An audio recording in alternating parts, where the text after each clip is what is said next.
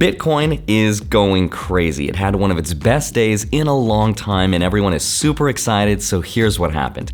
The US courts ruled in favor of Grayscale against the SEC. How big of a decision is this on Grayscale? It's massive. This has been a years-long pursuit for Grayscale. Remember, it has been fighting the SEC's decision, and now it has the courts in their favor. So if you haven't been following this, let me catch you up to speed because this is arguably one of the most important things that's happening in the world of Bitcoin. So this story has two opposing forces. On one hand, we have the Grayscale Bitcoin Trust, ticker symbol GBTC. Created in 2013, they also manage the biggest Bitcoin fund that, according to Grayscale, has almost $17 billion in assets under management. Now, even though we could both agree that's a ton of money and it's the most of any Bitcoin mutual fund, it's also actually really small. By comparison, Vanguard alone has an ETF called VOO, which is the one I talk about all the time that represents the stock market's Fortune 500 companies. That one fund has $1 trillion roughly in assets under management. That's about 54 times bigger than the biggest Bitcoin fund. Now, if you wanted to get access to this Bitcoin fund and invest in it, you can find it directly through your brokerage. Now, what GBTC does is it allows investors to buy into a trust that holds Bitcoin, but there's a couple problems with it. Like, you don't actually own the Bitcoin directly. It's just an IOU that follows Bitcoin's price, not always one-to-one directly. And there's also a bunch of complicated nuances like premiums and discounts to the net asset value, there's inefficiency in the market sometimes, liquidity problems, and a 2% fee, which is extremely high.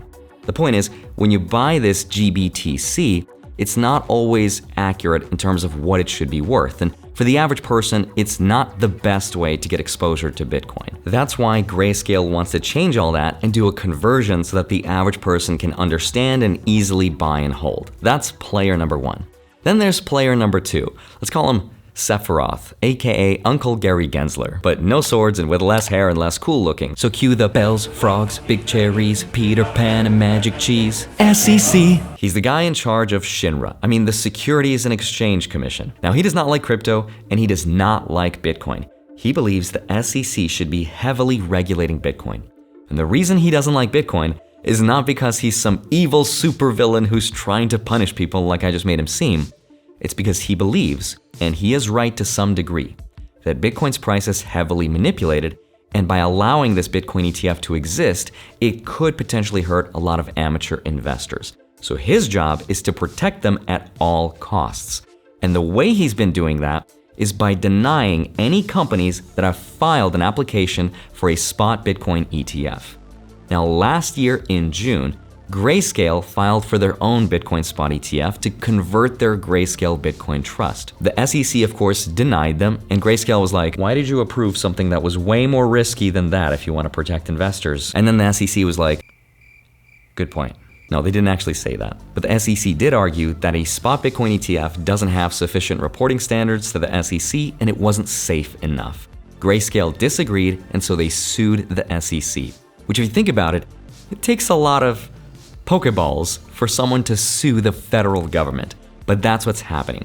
It's arguably one of the most important things that's happening to Bitcoin over the last decade, and it's happening right now. So let me explain exactly what this means for Bitcoin, and then later in the video, I'll show you how I'm personally planning to invest around it. So let's get into it. Hi, my name is Andrei Jikh. Hope you're doing well. Come for the finance and stay for the Final Fantasy VII references, which I want to apologize for. I've been playing the remake on PS5 and I'm excited for part 2, so you're going to hear a lot more about that in the future. But speaking of futures, the reason the SEC lost their court battle against Grayscale is because they approved a futures-based ETF of Bitcoin in the past. This is what allows investors to speculate or gamble on the future price of Bitcoin, and that put the SEC into checkmate. Because there's no good reason why they would allow investors to guess and bet on the future price of Bitcoin, but not on the current price of Bitcoin, which is essentially what the spot Bitcoin ETF is.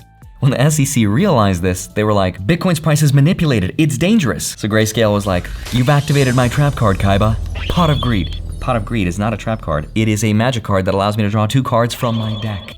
But the trap card was showing evidence that there was a 99.9% correlation between the Bitcoin Futures ETF and the spot Bitcoin ETF. So the argument was, If Bitcoin's price is manipulated, then why would you approve the futures version of it if it would also be manipulated? So as soon as the SEC realized they lost that argument, they were like, we don't know what the exchanges are doing. We can't protect investors enough. There's not enough surveillance. So Grayscale was like, but couldn't you just copy and paste the same rules and surveillance things you did for the futures ETF and then apply it to the spot Bitcoin ETF? It's really easy. Look, let me show you. So the SEC was like, I hate you! The SEC just had no legitimate argument that could convince anyone, which is why the courts ruled in Grayscale's favor. So the question now is, what happens next? The ball is now in the SEC's court. A lot depends on whether SEC Chair Gary Gensler wants to fold or fight to the end. The SEC has several choices to make. So the first outcome is the SEC could appeal. Now this just means they will fight the court's decisions. If they do, they'll have exactly 45 days, which takes us to sometime in October for them to make up their mind. And if they do fight, they'll have to find a better argument for why they're denying all their applications than the ones they're using against Grayscale. Now, I'm not a lawyer, this is not legal advice, but my guess is they shouldn't appeal unless they found a better reason to, which they could always invent in the future, which is why it's a possibility. An appeal is possible, but the harsh tone of the judicial ruling certainly makes it more difficult for the SEC to appeal. Now, if they appeal, the order would be stayed until there is a decision on the appeal. But there are at least 8 other applicants for a Bitcoin ETF that may have to be given a thumbs up or down in that period. Actually, the next 3 days puts the SEC in a huge bind because they either have to appeal and fight, or they'll have to approve as many as 7 other applications from companies within the next 3 days. This is about to blow your mind because today, Friday, September 2023, we will have the answer to one of those applications, Bitwise.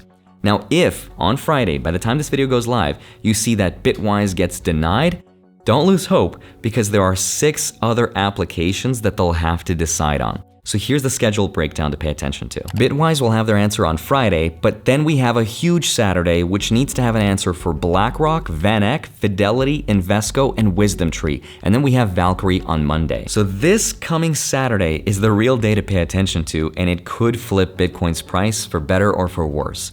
Now, if the SEC decides to fight and appeal and deny all of those applications, chances are all those companies are going to sue the SEC for the exact same reasons Grayscale did, and we already know the outcome. The SEC is going to lose if their arguments are going to stay the same. Either way, if all those applications get denied, then Bitcoin's price will most likely correct to the downside, which could be a good opportunity to dollar cost average into it. But if one of them gets approved, like BlackRock or Grayscale, that could send Bitcoin's price thousands of dollars higher in a single day just based on the approval alone. But there are also a couple other outcomes you should know about. They could come up with a new rationale why the application should not be approved and dare get Grayscale to sue them again. The SEC can no longer use the argument that there is not a market of sufficient size to prevent manipulation, but it could come up with other arguments. The SEC could absolutely find other reasons to decline the applications, and then Grayscale could absolutely sue them once again, because what's the worst that could happen? The US federal government sues itself for being inefficient? Could it even do that? It's possible, but no one knows. And then, of course, the other outcome is that the SEC could retract and take back all the existing Bitcoin futures ETFs that they've already approved. The SEC could just kill the Bitcoin futures ETF altogether and admit they made a mistake. That is theoretically possible, but very unlikely, considering the SEC recently approved leveraged Bitcoin futures that are out there. So there is a real food fight going on at the SEC right now. Even though it's a possibility, the SEC would look really bad if they retracted what they've already approved, because they also recently approved the leveraged version. Take a look at this. They allowed investors to gamble on the future price of Bitcoin with borrowed money, and yet they're not allowing people to gamble on the current price of Bitcoin with their own money. So who are they trying to protect? Either way, based on my research, there has never been a time when the SEC has retracted something they've already approved. Nor would they want to, because it would make a lot of people upset. So ultimately what this means is if we don't get an ETF approved this year, then most likely it'll be next year. And if not, after that. Because predictions without timelines will make me sound like I knew it all along. So the million-dollar question is, will Bitcoin's price reach 6 figures, over $100,000 per coin, once a spot Bitcoin ETF is approved? Obviously, no one knows the answer to that question, but gold has the clue to what could happen next. Because the first spot gold ETF, Gold Trust ETF ticker symbol GLD, was created November 18, 2004. But 7 years later, the price of gold went up 4.5 times. If Bitcoin's price could 4x over the next 7 years, that would be an insanely good return. If you combine that with the halving that happens in April 2024, that could be the perfect setup. And even though, personally, I'm a huge believer of Bitcoin, and I think it's gonna go up by way more than anything I own in my portfolio, it's taking every single ounce of me not to put a significant amount of my money into Bitcoin, because if the thesis ends up being wrong, I don't wanna put all of my eggs into one basket. So the key is to diversify, at least for me. Either way, it's super important to pay attention to what's about to happen over the next 3 days. Let me know what you think will happen. But as always, focus on your own investment journey. I hope you have a wonderful rest of your day. Smash the like button, subscribe if you haven't already. Don't forget to grab your free stocks, links are down below, and then go track them automatically with the spreadsheet link down below in my Patreon. Love you, thank you so much for watching this video. I'd love to see you back here on Monday, Friday, sometimes Wednesday. I'm about to head off to London. I'll see you there, take care.